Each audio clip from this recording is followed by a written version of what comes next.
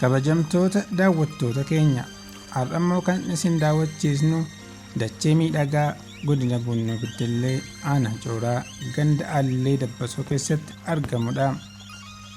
Hanga dhumaatti viidiyoo kana daawwadhaa. Chaanalii kanaaf warri haaraa taatan subscribe godhaa. Kan isin wajjin turu ani Taajuddiin Abdootiin.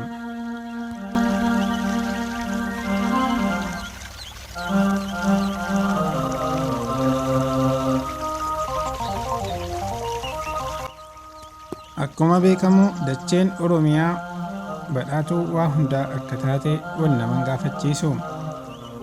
Kanumarraa ka'uudhaan bosona ishee yoo daawwannu, laggeen ishee yoo daawwannu, akkasumas bineensotaa fi shimbirroolee garaagaraa, holqa garaagaraa yoo daawwannu ragaa ba'uun ni danda'ama. Har'ammoo kan isin daawwachiisnu waan ajaa'ibaa tokkodha. Mee hanga dhumaatti nu waliin turaa affeerraa keenya.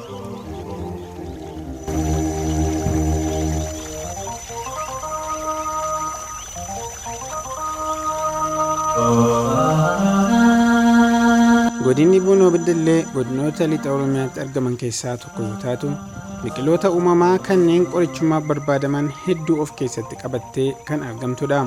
Har'a kan waliin ilaallu muka dheeraa Unuunuu jedhamu yoo ta'u, muki sunis qorichummaa yookaan da'ummaadhaaf hedduu kan barbaadamudha. Muki kun eessatti argama? Qorichummaan isaa maali? Maal fayyada kan jedhu waliin kan ilaallu ta'a.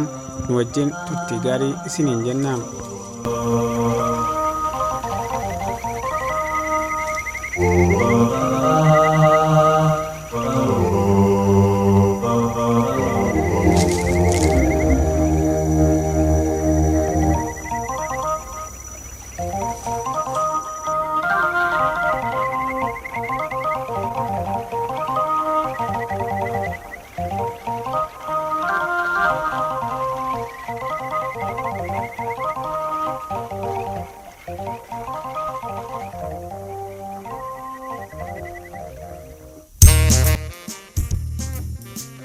Kabajamtoota hordoftoota keenya, kan isin daawwataa jirtan kun holqa guddaa achi dheeratu yoo ta'u, holqa kana jala seenuudhaaf baay'ee achi fagoodha. Jalli isaa dukkanaan haguugamee kan jirudha. Bishaantu jalaan burqa. Bishaan bareedaa qulqulluu haala namatti tolutu dhagaa keessaa buburqitee bareedaa adeemti.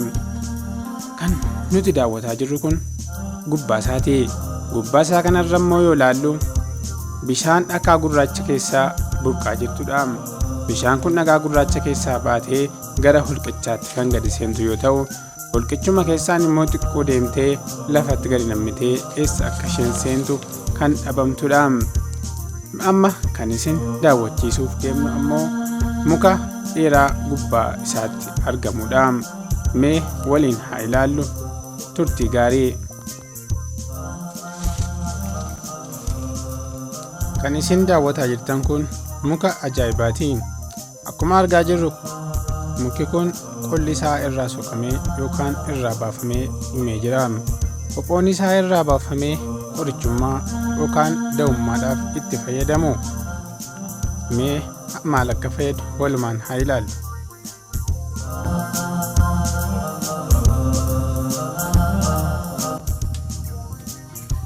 Muki kun qoricha saree maraatuu ta'uudhaan fayyada.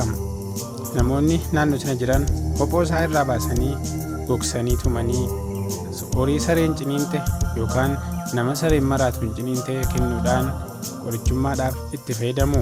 Muki kun waan nama ajaa'ibu, qolli isaa yookaan hophoon isaa irraa soqamee yookaan irraa baafamee dhumee lafaa hophoo haaraa biqilchee jira.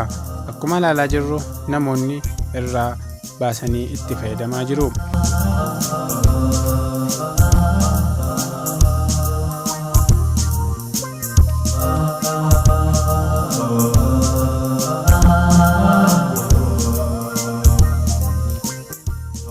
Kabajamtoota daawwattoota keenya, anis bakka kana dhufee harka duwwaan galu jedhee qophoo isaa irraa baafachuudhaaf gajara yookaan shattaa nama harkaa fudhadhee baafachuudhaaf deeme.